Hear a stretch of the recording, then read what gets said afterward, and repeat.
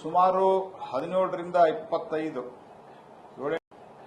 7-8 ವರ್ಷಗಳ ಅನುಭವದ ನಂತರ ಹಂತ ಹಂತವಾಗಿ ಇಳಿಸ್ತಾ ಈಗ ಒಂದು ಮೇಜರ್ ಜನರಿಗೆ ರಿಲೀಫ್ ಕೊಡುವಂತಹ ಕೆಲಸವನ್ನ ಸನ್ಮಾನ್ಯ ಪ್ರಧಾನಮಂತ್ರಿ ನರೇಂದ್ರ ಮೋದಿ ಅವರು ಮಾಡಿದ್ದಾರೆ. ಅದಕ್ಕೂ ನೀವು ವಿರೋಧ ಮಾಡಿದ್ರಿ.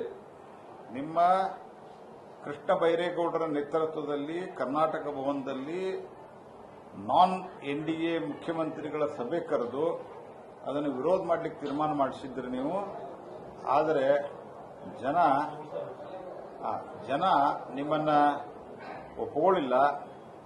ಜನ ನಿಮ್ಮನ್ನ ವಿರೋಧ ಮಾಡ್ತಾರೆ, ಬೈತಾರೆ ಅನ್ನೋ ಕಾರಣಕ್ಕಾಗಿ ನೀವು ಅದನ್ನ ಈ ರೀತಿಯಾದಂಥ ಒಂದು ಹೇಳಿಕೆ, ಒಳ್ಳೆಯದನ್ನ ಮಾಡಿದ್ದನ್ನ ಒಳ್ಳೆಯದಂತ ಹೇಳುವಂಥ ಒಂದು ಸೌಜನ್ಯತೆಯೂ ಇರಲಾರದೆ ಅದನ್ನು ವಿರೋಧ ಮಾಡಿ ಈಗ ಅದನ್ನ ಟೀಕೆ ಮಾಡುವಂತ ಕೆಲಸವನ್ನ ಮಾಡ್ತಾ ಇದ್ದೀರಿ. ನಿಮ್ಮ ಕಾಲದಾಗ 12 ಟ್ಯಾಕ್ಸ್ಗಳು 17 ಸೆಸ್ಗಳಿದ್ದು ನೆನಪಿಡುವರು ಸಿದ್ದರಾಮಯ್ಯನವರು.